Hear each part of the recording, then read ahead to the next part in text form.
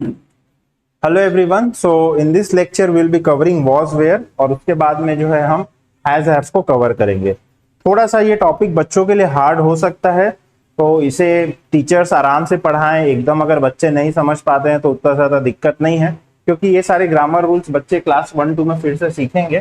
थोड़ा हम introductory knowledge दे सकते हैं बच्चों को इसके बारे में। ओके, सो देखिए, बेसिकली जो रूल आपको बताना है वही मेन है। तो आप जो है वॉस है और यहां पे वेयर है और हैज है और हैव है। तब बस आपको यही बताना है कि कौन से प्रोनाउंस किसके साथ में यूज होते हैं। तो I was, she was, he was और इट वॉज। यहां पे होगा they were, we were and you were. बस अब हैज में अगर आए अपन, तो हैज में बस आई जो है वो आई हैव हो जाता है, बाकी सेम रहेगा। She, he, it, I have, they have, we have, you have. यही चीज आपको जो है बच्चों को अलग अलग तरीके से बतानी है, एक तरीके से समझाने की कोशिश करना है, बाय हार्ट लर्न कराने की कोशिश करनी है। ठीक है, तो इसमें इतना ज्यादा कुछ है नहीं। गेम खिला के कुछ कुछ करा के आप जो है बार बार रिपीट करा के I was, she was, he was, they were, यही सब चीजें आप बार बार रिपीट कराओगे बच्चों को। ओके, फ्लैश कार्ड्स वगैरह ऑब्जेक्ट्स वगैरह यूज कर सकते हो आप। तो वॉज जो है I she hit he it के साथ यूज होता है। वेयर जो है दे वे दे वी यू। तो was is use with one person singular.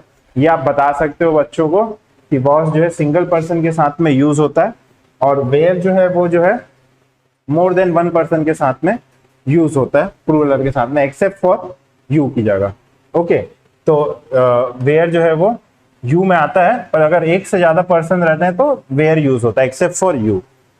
तो इस तरीके से आप कुछ रूल्स बता सकते हो बच्चों को, बट वो अगेन कंफ्यूज होने ही वाले हैं, क्योंकि जब हैज और हैव आएगा तो आई जो है वो फिर अपनी पोजीशन स्विच कर लेता है।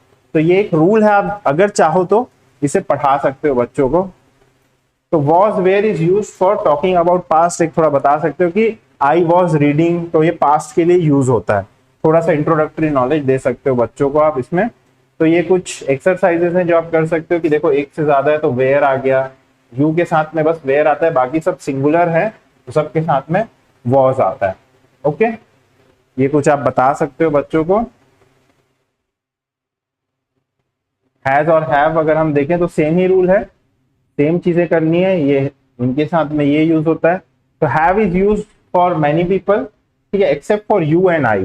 तो यू और आई के लिए हैव यूज होता है, बाकी जब मैनी पीपल रहेंगे तो हमको हैव यूज करना है। और हैज जो है वो सिंगुलर के लिए यूज होता है, ही शी इट के लिए। तो अगर बच्चे ये रूल समझ जाते हैं तो अच्छी बात है, नहीं समझते हैं तो उतना लोड नहीं लेना है टीचर्स को, थोड़ा डिफिकल्ट होता है ये चैप्टर। तो ये जो है इस तरीके से लास्ट पॉइंट भी पढ़ लेते हैं अपन।